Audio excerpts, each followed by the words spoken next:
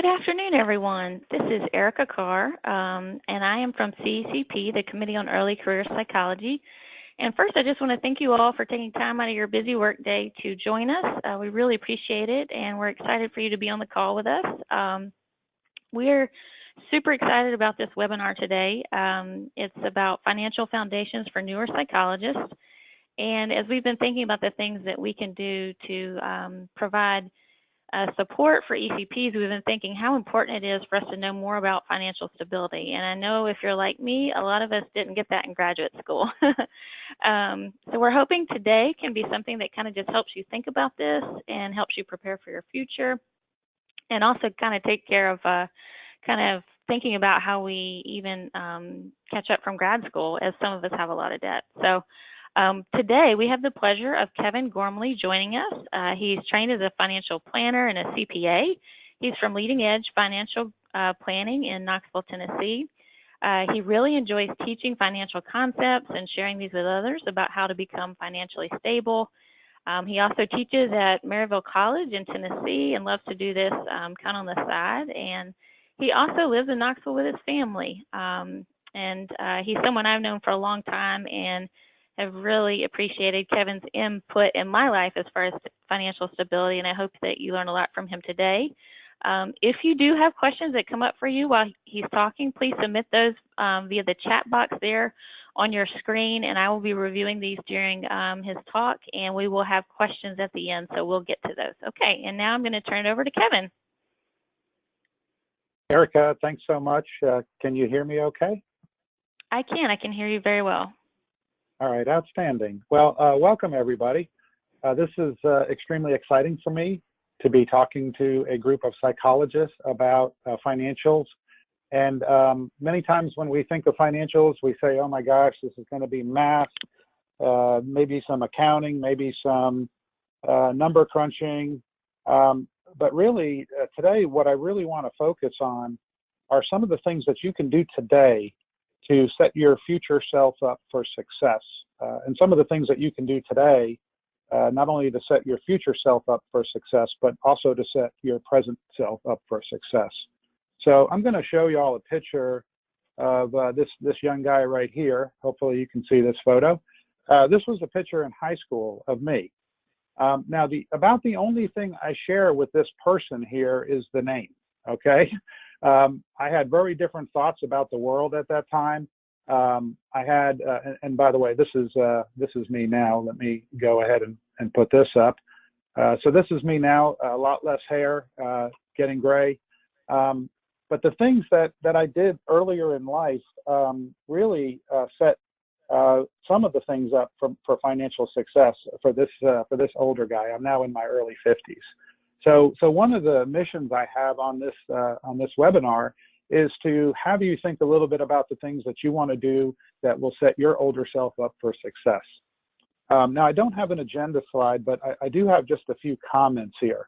So first of all, I hope not to preach during this webinar. I probably will, and I beg your forgiveness in advance. I don't mean to. Really, my primary mission here is to first educate on some of the things that you can take action on right away. I want to motivate for you to take that action.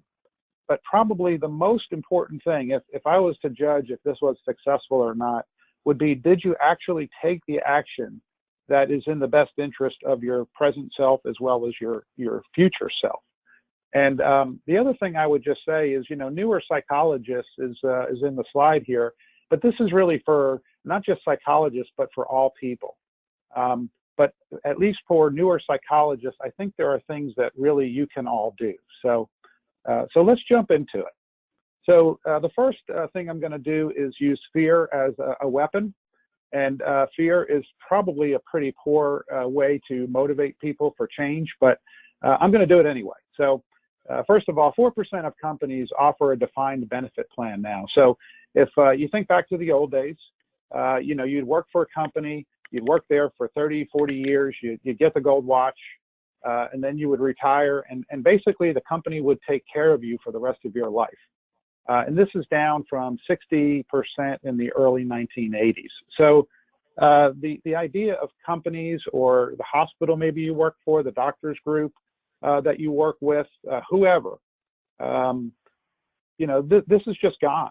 This is gone. There is not going to be anyone to take care of you in the future. The second is 33% of American population has saved zero for retirement. Now, we have to be really careful about judging ourselves versus others. So you may be thinking, well, at least I've saved $1,000. So maybe this kind of a statistic will actually mess you up because you say, well, at least I've saved something. But all it shows is that many people are not doing the right things for the future. Now this was a self-selected group here who said they're saving enough for retirement, and I would call it financial independence because a lot of people we're finding, I've had a few people that want to retire and they get into retirement and then they go back to work because they need to have a mission, a purpose in life. But 10% are properly saving for retirement. At least they say so. So the bottom line here is you are responsible for generating your own retirement income stream. Okay, you're responsible for it. So if we see to the right here, we see the tornado, which is one of the ultimate destructive forces in our world. And just read Michael Lewis's, it's a small little book, and it's called The Coming Storm. And what Michael Lewis says, and he's a very provocative writer, very enjoyable, is he says that, they wanted to interview tornado victims who died, but obviously they could not interview the people that died in the tornado, and I don't make light of this. But he said what they did is they interviewed people that were in a structure that was destroyed or in a place that was destroyed that lived. And they said, why didn't you take better care? Did you not get the warning? And people said, no, we got the warning. I just didn't think it was going to hit me. And so back to company pensions is that this tornado is absolutely coming unless things change greatly. You will have to take care of yourself and thinking about, well, it'll just take care of itself in the future probably is not going to work. So when I do teach with college-age students and when I work with younger people, one of the things that causes cognitive dissonance is that they have, and you have, student loans, and you're living for today. So bullet number one, bullet number three. I mean, then you have to save for the future. And it's a very well-known fact that if you go to the ATM, okay, if you go to the ATM, you take $20 out of the ATM, and then you lose the $20. That's called a painful loss aversion situation. Okay, you lose that $20. It's very painful to us. Well, saving for the future, if we actually put money into a savings account, 401k, etc., guess what? We sort of lose that money. We can't spend that money currently. So doing all three of these things is very, very challenging.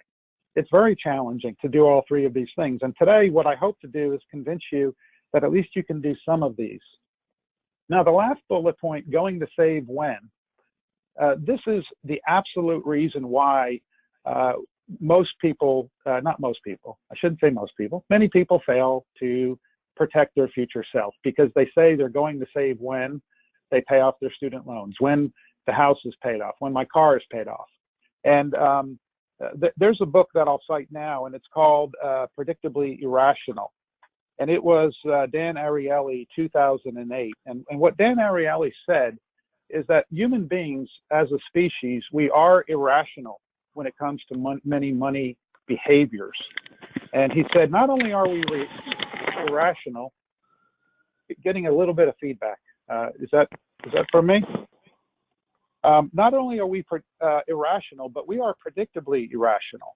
So the idea of the present being more important than the future and we behaving very good in the future is really a problem. So this whole going to save when, we're going to talk a lot about that during our 50 minutes together. So before we do though, how can today's technology can simplify our financial life? These are the most praised apps, if you will, or websites. And I at least wanted to take a moment to cite these. So how many people love doing Excel files, creating budgets, and all that kind of stuff? Probably nobody. Well, this Mint app, M-I-N-T, allows you to track your spending, allows you to budget, and allows you to do it automatically. which is terrific. Credit Karma. So Credit Karma is a way that it's free, that you can keep a hold of your credit score. And so I've used this in the past. I found it to be very insightful. Not only that, but when you talk about behavioral modification, Credit Karma uses behavior modification to inform us of things that we could do to improve our credit score. So really neat app and website. Wally, tracking expenses. I've never used it, but it ranked really high. Acorns. So what Acorns is, if you think about acorns falling from a tree, what Acorns does is that anytime you spend money, if there's cents left over, the cents get invested. So for example, if you spend $100.30, well, that rest of that $101st will be saved for you. That 70 cents will go into a saving and investing account. So that's kind of a novel idea. Robinhood. So the whole idea of Robinhood is stealing from the rich and giving to the poor. Well, this app is really about allowing people that might not have a lot of money. So you can buy, instead of buying one share of Amazon, which is, I don't know, $300, if you have $50 to invest, you can buy a partial share of Amazon stock. And then the final one, I don't know what it is. It's a personal payment app. And again, it ranked really high. So let's continue on. So this is one of the most dangerous items out there, the credit card. Okay, full confession. I was a finance major in college. I graduated college, finance major, like I said. And what did I do? I ran up credit card debt, got myself in a little bit of trouble, making minimum payments, and learned a very valuable lesson. And then I didn't use credit cards my wife and I didn't use credit cards for the next 17, 18 years. I am using credit cards again, but very limitedly. And the reason why is because the allure of getting free stuff, points. Okay. Now this gentleman right here, and by the way, he's bragging about this on a website. A 29-year-old bought a $60,000 Tesla with a credit card. Now, why did he do this? Well, he earned points. So let's see if we can click through here and look at the young man who's all excited. And you can see the American dream. A young lady, car with looks like the beach in the background. This is the American dream. And guess what? He did it with debt. Now I wouldn't personally stand up and say, hey, everybody, I just spent $60,000 on a credit card to buy a car, by the way, which is a depreciating asset. Depreciating means it's worth less over time, but he did. And the reason why they published the story is that he got a whole bunch of points. So I'm just going to come down here, but I have to show you the rest of the story. The 2.5% fee that he had to use to pay for it was $1,470. And the value of the points was $1,800. So he got the car. He looks like he got a little extra. Now, he said it was worth maybe $5,000. I'm a little skeptical if it would have been worth as much as that. But he also got a nice big pile of debt. So the allure of credit cards is really very strong. It's very strong. And so what I would suggest, and here's where I'm trying not to preach, that I'm not going to say who should use credit cards or who should not. When students ask me that, I always tell them it's going to have to be their journey. But what I would suggest is to learn about yourself. If you use credit cards and you start to get into trouble, the key thing is to kind of do what I did and go cold turkey, or just try to figure out a way that you can use credit cards in a smart way. A lot of the behavioral finance literature on credit cards, and credit card companies know this, is by swiping a card, you actually end up spending spending more than if you paid in cash. So there is something, and I don't know if this is known, there's something in the brain when you take out, let's say that you paid $1,800 for something, and you counted out $1,800. There's some pain that, again, it has to do something with that loss aversion when you're losing that actual physical dollars that causes pain, and we end up spending less. When we swipe a card, if it's $1,800 or $18,000, It's just a matter of zeros, and we sign and then we worry about it later. So, and this is really the interrelationship between finance and psychology. And if you want to know more about this, we'll be talking more about it here, but you can also search out some of the references that I have here on behavioral finance. So I have here that this could be one of the most important decisions you make in life. And the reason I say this is I was very lucky. My boss in Manhattan, when I worked in Manhattan years ago, I was about 23, 24, and he comes to me, he goes, hey, Kev, look, you got to put money in your 401k. And I said, what do you mean I got to? And he said, well, look at my account. And he showed me his account, and he had about 70,000, and he was only a few years older than me. He's like, yeah, you just put it in and it grows. It's crazy. And so that one little conversation with one person is really what put me in a position the rest of my life to at least have some savings. So one of the best actions that you can take if you've not taken it already is to put money into some type of a retirement plan. It could be a 401k, could be called a 403b. You could also do a personal IRA if you don't have one at work.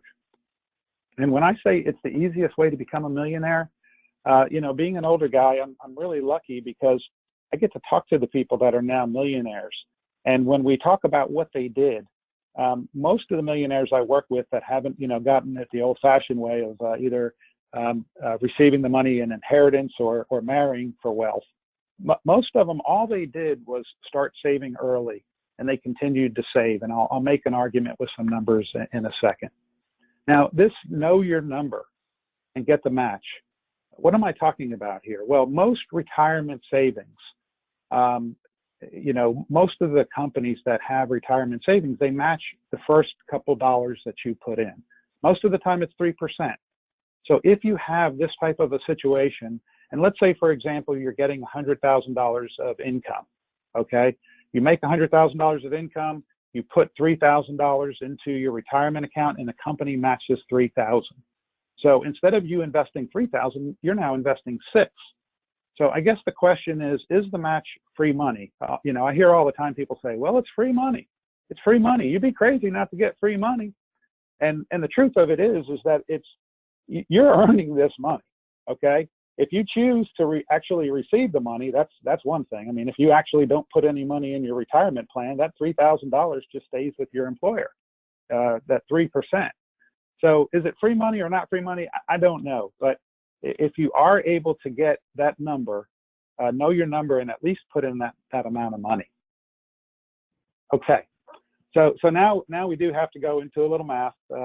This is, I think it's the exciting part, but you might think it's not. But we're going to talk about three people and do a little comparison here. We're going to talk about Susan, we're going to talk about Bill, and we're going to talk about Chris. So first of all, Susan gets off the webinar today, and she goes ahead and she's 25 and she starts putting in $5,000 a year. In total, she invests $50,000. So this green right here, this is Susan. So Susan puts in this money over these first 10 years of, let's say, of her working life. How much money? Oh, I'm sorry, it's here. So how much money does Susan have? She's the dotted line here. Well, Susan ends up over the next 30 years, that $50,000 she invested turns into $602,000. Now, how does she do that? Well, it's a 7% return, 7. And Einstein might have said that compound interest is the 8th wonder of the world. And I say he might have because a lot of people are quoted as saying that it's the 8th wonder of the world. You put in 50 and you get back in the future $602,000. And this is compound interest. This is investing. If you get a 7% rate of return, your money will double about every 10 to 11 years. Okay, now we go to Bill. Bill listens to the webinar and he says, I'm going to invest when? I'm going to invest when? I'm going to, I'll start now. So he starts 10 years later, he invests $5,000 for 30 years. So he invests during this whole time period. And so Bill invests $150 where Susan invests $50. And guess what? Bill invests a lot more money, but yet has less. How come? Well, the miracle of compound interest only works if it gets to compound over time. Time is your friend. You know, that quote about youth being wasted on the young, and I probably butchered that, but you know what I'm saying. But again, I don't want to preach. This is something that if you're motivated to do this and you're motivated to be Susan, you can have more money in the future. Now, Chris does what I would recommend. Now, why might you put $5,000 in for your whole working life? Well, Chris invests a total of $200,000, and this last doubling here, because he started early and he continued to invest, he has $1.142 million. So he's able to become a millionaire in just putting $5,000 in. Now, what if Chris put $5,000 and his employer matched $5,000? Imagine how much he would have then. Okay, so when we look at credit cards, okay, if you think about this is a 7% interest rate, the credit cards that we talked about before, many times they're 12 to 18%. So this is the reason why credit card companies do so well. They understand compound interest as well. And again, that's how they make their money. They want you to use credit and not pay it off. Okay, so now we're going to go into investing. Now, it's sort of like investing for dummies, and I don't mean that in any negative sense. Some of you probably love to invest. You love reading financial media. You love to follow everything. Well, this was not around when I started, and it's called target date funds, okay? So when I started, usually they offered like 30 or 40 funds, and you sat there and you looked at them, and then after a period of time, you said to yourself, this is just too much. I can't do it. The paradox of choice, there's too many choices here. I don't know what to do, so you do nothing. So one of the pieces of research that came out of behavioral finance is target date funds. So the only thing you need to know is when you might retire. So RET right here is retire, okay? So all you do is you say, if it's 2018 now, I'm going to retire in 40 years. You add 2018 to 40, you get 2058, and you get some fund that will target that retirement date, okay? And so this blue here, what do you see? This is called a glide path. So the closer you get to retirement, this fund will automatically lower the amount of equities. So when you do get to retirement, if there's a big market crash, you won't lose all your money. So you get more and more bonds, and then you get more and more short term.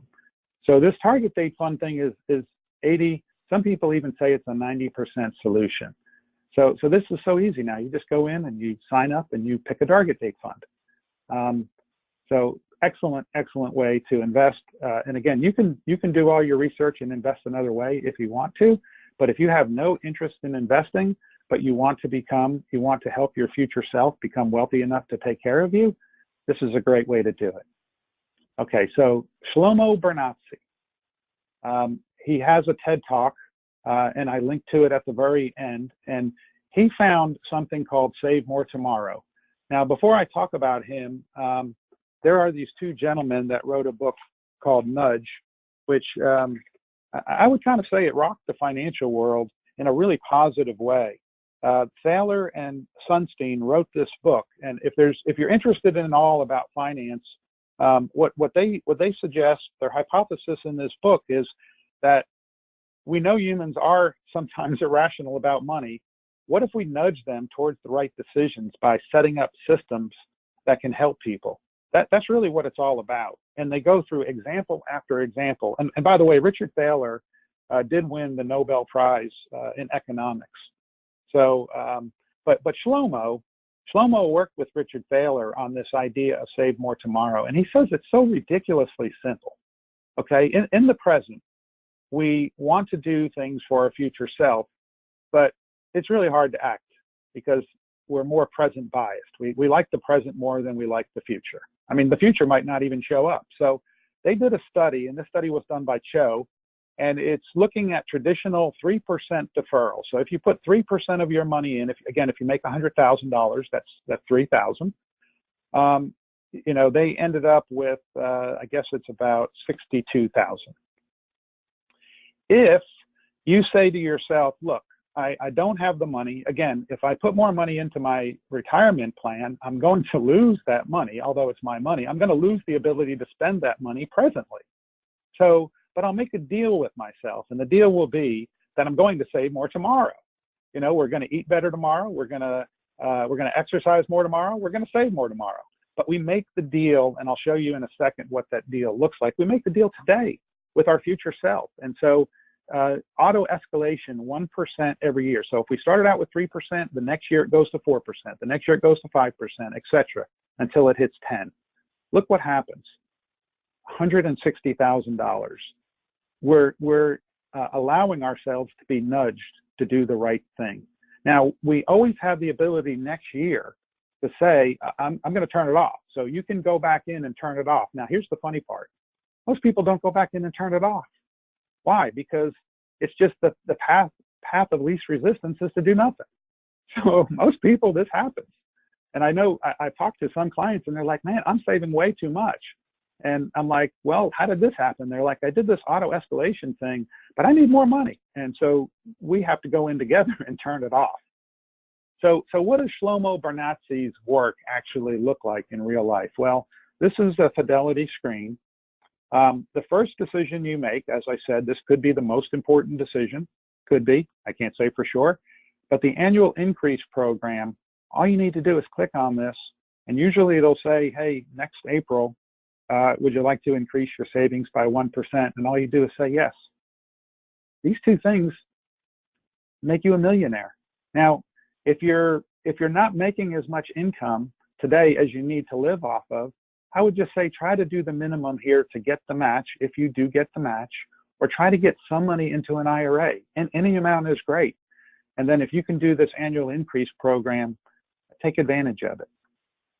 So now we're going to switch to more your present selves. So why is disability insurance so important? Well, more than one in four today, 25% can expect to become disabled for at least a year. And, you know, many times, especially when we're younger, we think we're invincible. My business partner on a trampoline, Charlie, he's 40 years old, ex-fighter pilot, real macho guy. He jumps on a trampoline and he breaks his neck. Now, the good news was after the surgery, he did heal and he still can fly planes, but you just never know what's going to happen. Now I don't know with psychologists, you know, I think it's sort of like financial planners, as long as you can see, hear, you know, so maybe it's not as big of an issue, but again, disability insurance is important. So focus on long-term disability. That's really, you know, most people can survive for short periods of time. It's longer periods of time. And the last thing I'll say, I don't want to get too much into taxes because everybody will fall asleep. We'll see everybody dropping off. But most companies will offer 50 to 60% of your pay. You can go as high as 70 to 80%. And my recommendation, if you can, is to pay it with after-tax dollars if they allow you to. So when you receive your disability, since you pay it with after-tax, you receive after-tax, and guess what? That's more money for you to spend. How much life insurance is appropriate? So we see this gentleman's hands here and kind of hovering over these items and people. So these are called insurable interests. Sometimes you get a young person, a single person, they've been sold life insurance, and you're like, how come you have life insurance? And they're like, well, my good friend is an insurance salesperson. Well, you have to have a reason to insure. So if a wife is working and has 2 children and a significant other, well, these significant others are insurable interests. That's why you want to have insurance. And term life insurance is the easiest to get. It's most of the time it's the best to get. Now we have to have car insurance, and if we have a mortgage, we have to have homeowners insurance. But how much life insurance should you get? The simple rule is about 8 times. So you make $100,000, you get $800,000 of term insurance. When you're young, you can get it cheap. Okay, there is another way to do it. It involves the CPA way to calculate all the needs if someone dies. But the simple rule of thumb, I think, is good here unless you have extraordinarily amount of debts or goods and stuff. And by the way, if a person does die, their student loans go away. Now, I don't advocate going for death to get rid of your student loans, just for the record, if this is recorded. So anyway, what type of insurance to purchase? Again, I think it's term. Okay, so now let's go over to healthcare benefits. This can be a very confusing place, so I want to try to simplify this as much as possible. So there's the traditional plan, which is sort of like you hand your money over to the life insurance company, and then they pay out to your doctors the benefits. You probably know more about health insurance than I do. To you, they're psychology providers. But basically what's happening here is you're paying a large amount of money to the insurance company. And just to be brutally straightforward here, they're trying not to send all your premiums and pay for your health care. I mean, that's how they make money. The new HSA, which is health savings account, and high deductible plans, these are becoming a lot more popular. Now, the younger you are and the more high income you are, and when I say younger, I should say healthier. The more healthy you are, the more high income you are. These are great plans. So in this case, what you do is you do buy high deductible insurance. What happens if you have a catastrophic event? Well, if you have a catastrophic event, you need insurance. But the other part, you don't send to the insurance company. You put it into a health savings account. And it's tax deductible when it goes in. It can grow tax deferred, and it's tax free when you use it for medical. This is the only free lunch in the tax code where you don't ever have to pay tax on those dollars. Now, of course, there's lots of rules. I guess there is no really free lunch, but there's lots of rules. And you know, what if you have this type of a plan and immediately you have a lot of expenses? Well, you use this health savings account to pay your physicians, healthcare professionals, pharmacists, etc. And so this is a great way for people, and I've seen people have as much as $100,000 in a health savings account. They've been doing it since it started. And if they don't use the money for healthcare when they retire, they can use it for long-term care or healthcare in the future. Okay, so student loans. Erica mentioned, and I won't disclose if I know that if Erica has loans or not, but she mentioned loans. But what are the things that we can do with loans? Well, there's primarily two focuses that you can work with on student loans. The private student loans, which are anything other than the federal. The private student loans, you can refinance them. And so what that means is, let's say that you have an interest rate of 8%, and you want to refinance it down to 6%. I don't know if you'd be able to get that. It depends on your credit score, but that could be done. Federal student loans, I've never seen it make sense to refi them, at least not yet. But what you can do with federal student loans is, if you're drowning, again, we want you to have a good time now. I mean, we want you to have fun now. We want you to save for the future. If you're drowning in your student loan payments, you can go, and maybe you all know this already, but you can change your student loan, how much you pay. You can pay less. And then the other area, which may be very germane to this group, is the public student loan forgiveness program. Now, full confession, I know a fair amount about this. I don't know many people that have actually gotten through the 120 qualifying payments, which is 10 years of paying, and actually gotten the loan forgiven. But I do trust that if you follow the rules of the road, you could work 10 years, and you just need to know if your institution is a 501c3, or some hospitals even will, you'll be able to get credit for that. I know a number of healthcare providers that are going for this public student loan forgiveness. So each situation should be focused on, and your situation may be more unique than this, but if you're interested in this, there's lots of people on the web. I'm more of a general practice financial planner, but there's people that really work with this. Okay, so credit score. Now, you can do one of two things. You can learn all this stuff, or you can just go to Credit Karma and allow it to use behavioral modification if you're somebody that wants to increase your score and learn how to do it. But payment history, on-time payments, is the most important.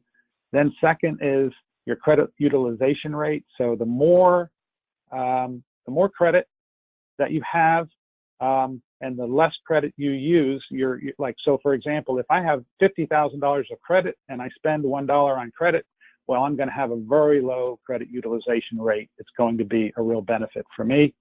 Length of credit history, new credit opened. If you're somebody that's opening 15 credit cards, your score will plummet. And then the type of credit, is it student loans, housing? One of the reasons I started using credit cards again is my credit score was about 700 a few years ago, and my friends were making fun of me that their financial planner's credit score was so low, and that's just because I didn't have any debt. So I did start using credit cards again, and by the way, I do like the points, I have to confess. So why is this credit score thing so important? Well, if you have a great credit score, and the difference between 3 and 5% interest can mean $100,000 of additional interest paid over the life of the loan. So yeah, you want to, some people say you should stop drinking expensive cappuccinos. Yeah, that might be true. That might not be true, but everyone likes to save $100,000 over the life of a loan. So protecting your financial identity from predators. So again, I don't know, everyone probably read about this, that Equifax released, I think it was 1/3 of America, 50% of our population were affected. And my wife, Hade, and I were both affected, by the way. And so 142 million people were affected by this. And so I went in and froze all my credit. And it takes a little bit of work.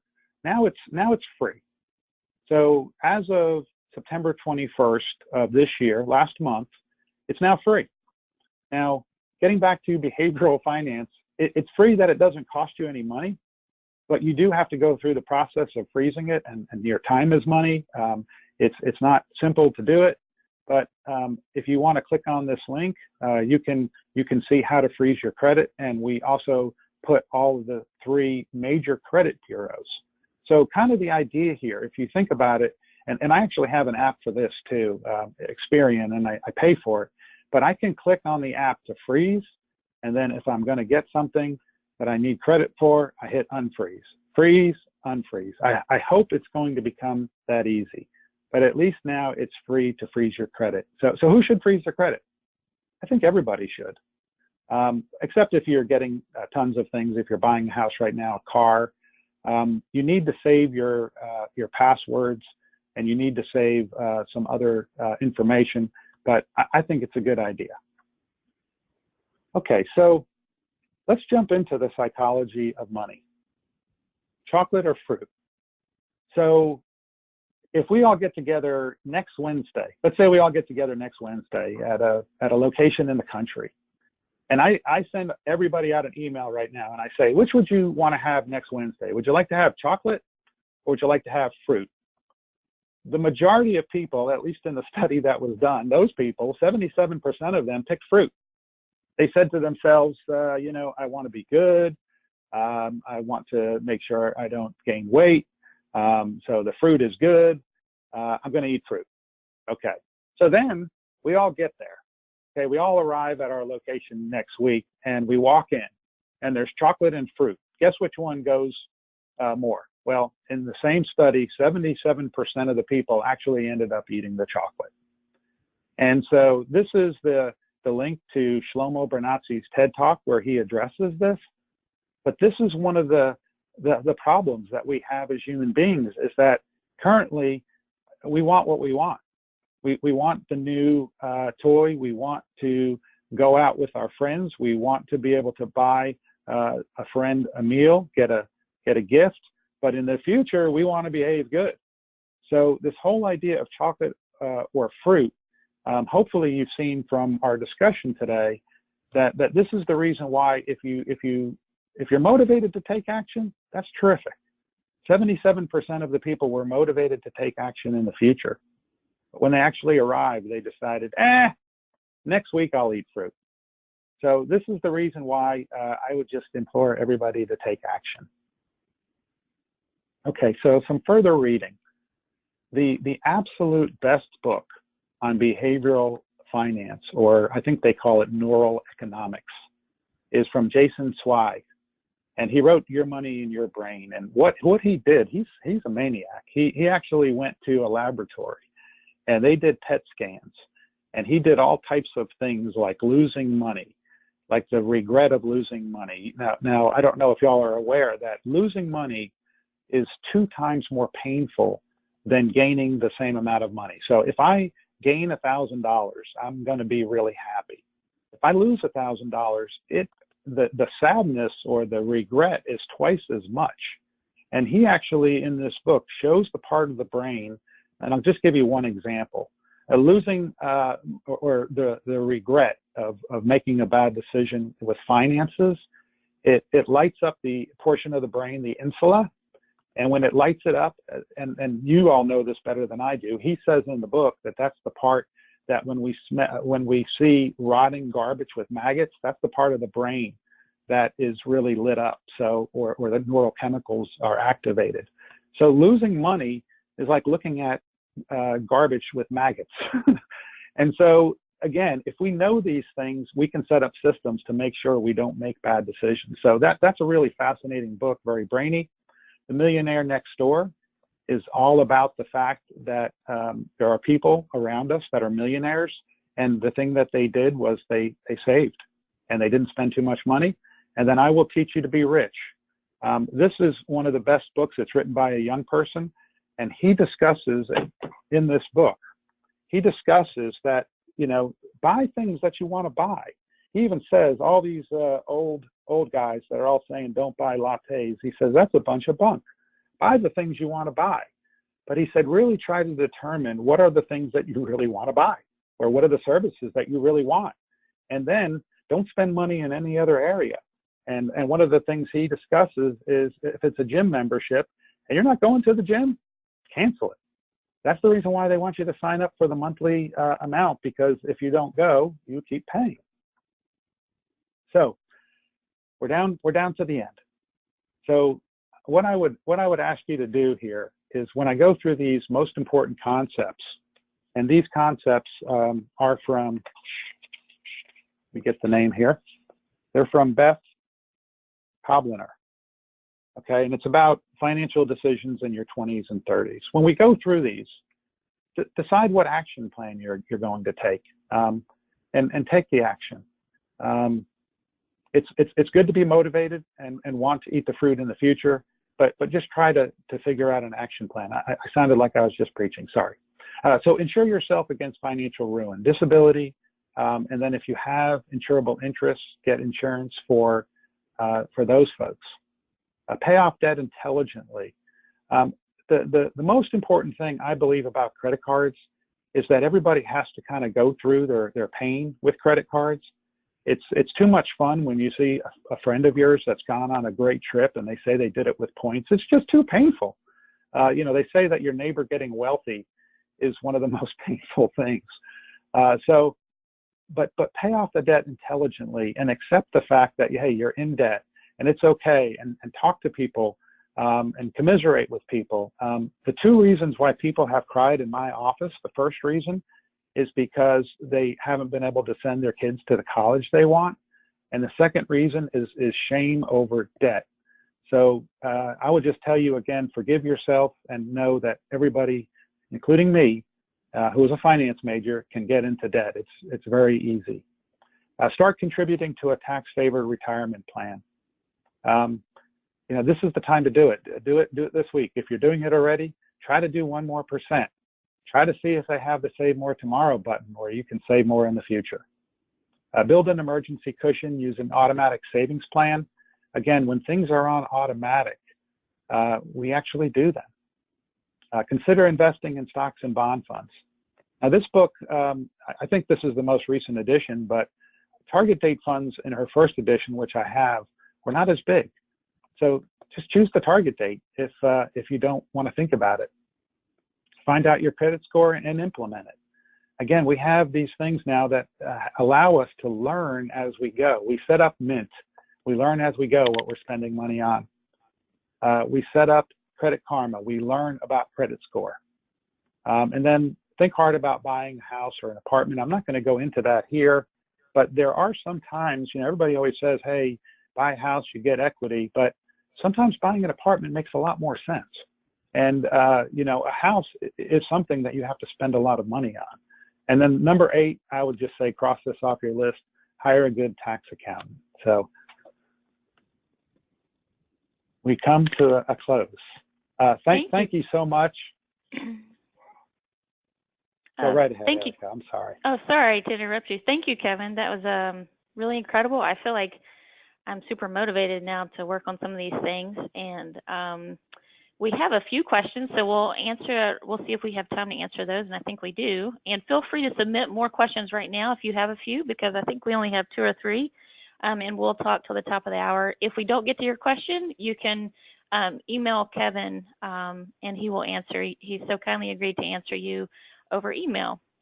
So one of the questions is, it recently came out that 99% of public service loan forgiveness applications were denied. If we would technically qualify, what would become helpful tips to increase the chances of our applications being accepted? Well, I have to say, wow. I did not know it's 99%. Kudos to the person that brought that statistic forward. What I would suggest is there are some experts out there, and there's lots of information on the web. I've done some searches for a few people, and I've gotten into the details of it.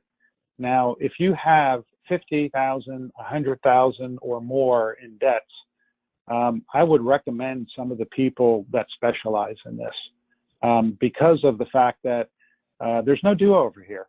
Just like the 52-year-old guy staring at you in this slide here, I can't go back to the young fellow. You can't go back with the loan forgiveness program. And there are some really specific things that you must do during those 10-year period to make sure that you're eligible. But I did not know the statistic was that high. That's pretty amazing. Maybe I could jump in for just a second. I'm the ghost in the Sure. webinar. And Kevin, thank you so much. I am Eddie Amin. I work at the APA offices for early career psychologists and for graduate students. And I wanted to say, since I talk about this topic, specifically the Public Service Loan Forgiveness Program a lot, I did want to mention that studentaid.gov is a great source for general information and in the weeds information about the Public Service Loan Forgiveness Program. And contacting your servicer, which should be MyFedLoan, as opposed to a lot of the other servicers, they're the only one that have a contract to do the annual recertifications of how much employment eligibility you've earned. You'd want to contact them and make sure that you've got your ducks in a row. It can't hurt to do that on an annual basis. But APA does have a service as well called ION Tuition for any APA member. If you Google ION, I-O-N, tuition, and then APA, it'll tell you how to access that member resource, and it'll allow you to also to speak with loan counselors in addition to kind of plugging in some information and looking at some different scenarios. So I'll be quiet now, but I did want to add that information in. Thank you. No, that was tremendously valuable, and thank you. I appreciate that. Okay, the next question is, does it make sense to get term life insurance if you have no dependents?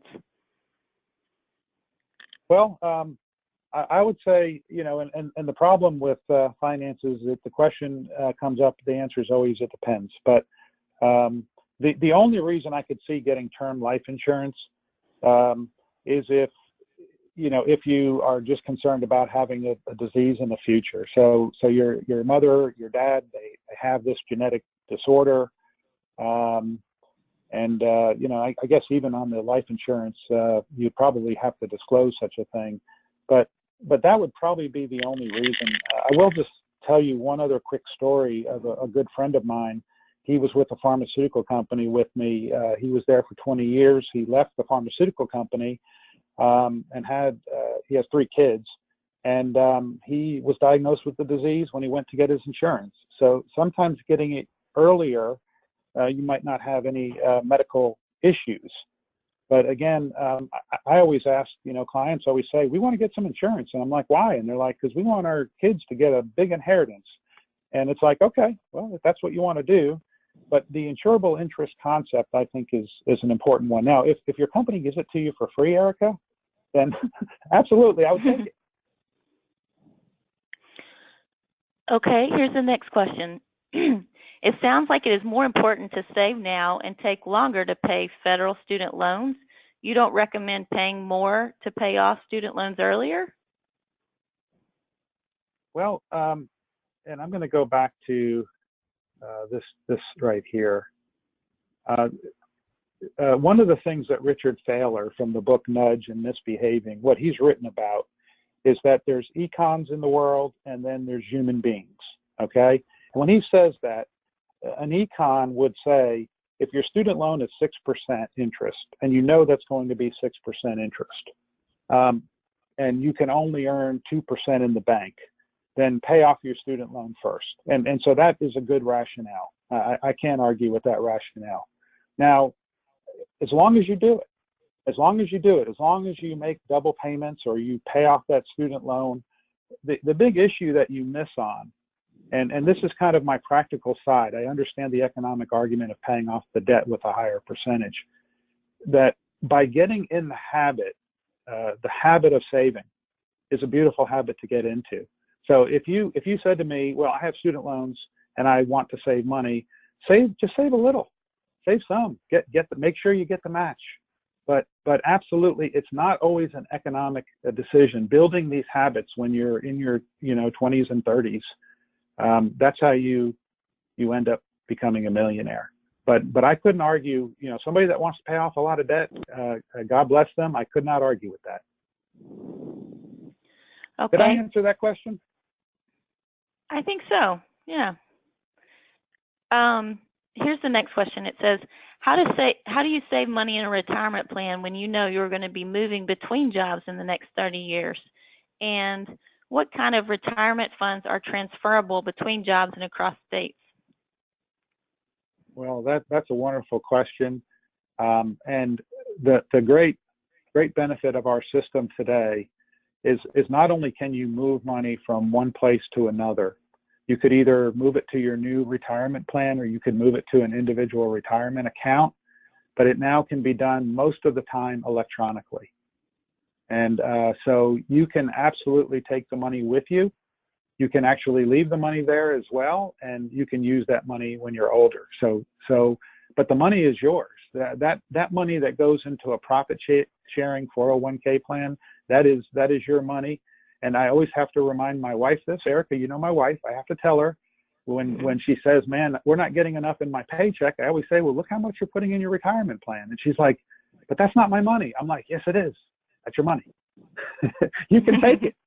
So yeah. Okay. Let's see.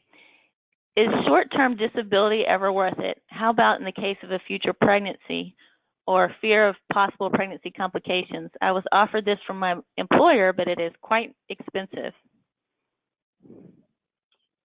One of the rules of being a CPA is that you don't go into areas that you're not real familiar with, and I would be happy to get back to you with an answer.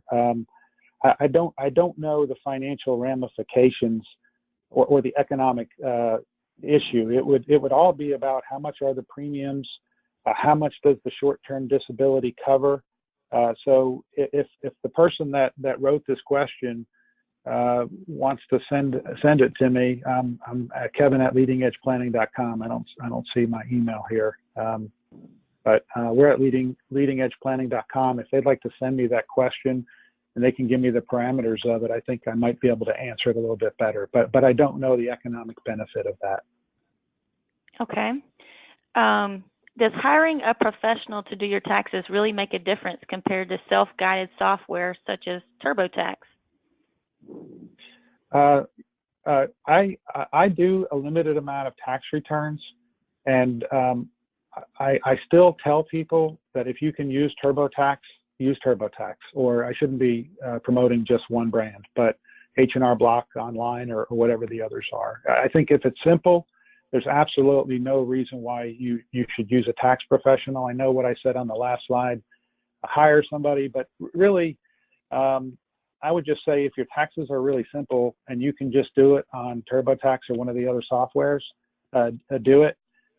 If you start owning rental property, if you start having multiple businesses, if you are a 1099, which is having your own independent contractor, that kind of thing, and things get more complex, that's when I think it would be worth it. But if you can go through TurboTax and you feel comfortable, the worst thing that could probably happen is that the IRS will send you a nastygram that says you did it wrong. So as long as you're doing it in good faith. Okay. I often get stuck when it comes to finding a good accountant. Any tips for when we search?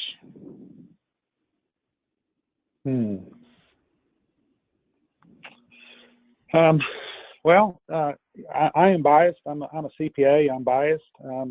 There's some bad CPAs out there, but you know, when you see CPA, a lot of times it's more expensive.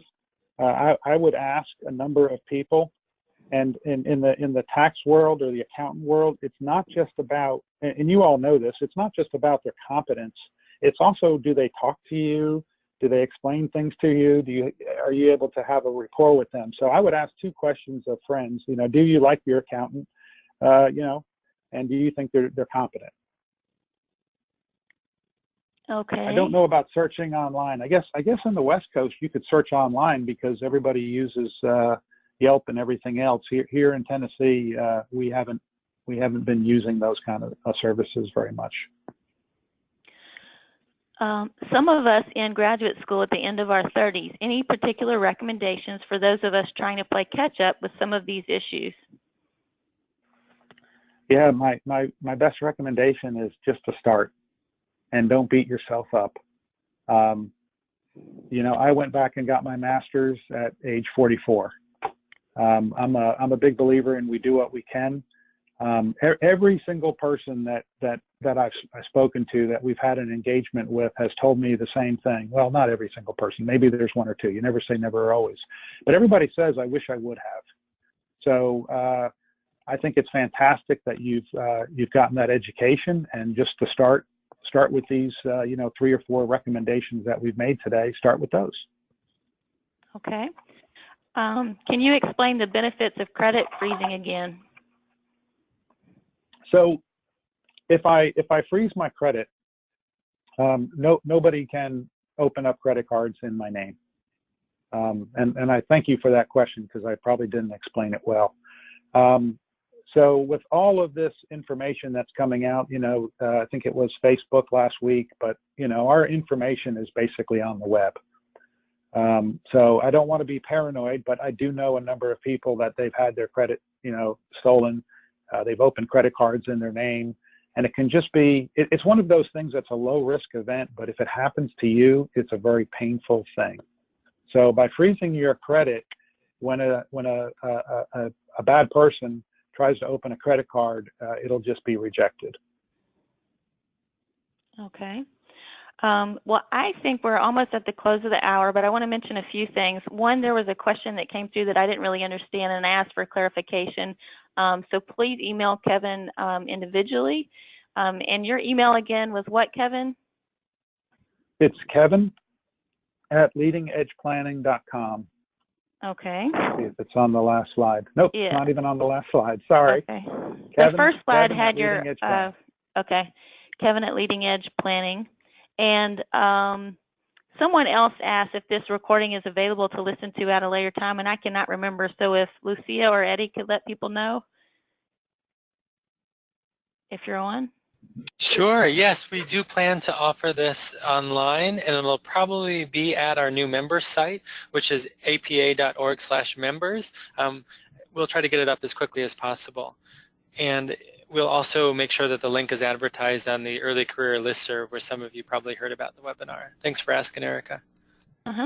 Okay, well, thank you so much, Kevin, for your time. I greatly enjoyed this. I feel a bit more motivated, and I hope you all too. And for all of you that are early career psychologists, please let us know what other areas we can address through webinars, and we really thank you for joining today. All right, and have a wonderful day. And Eric, I'll just tell everybody to eat chocolate today. Enjoy. Okay, I'm going to eat some myself. also take some action. So thanks so much. Everybody have a great day. All right, thank you.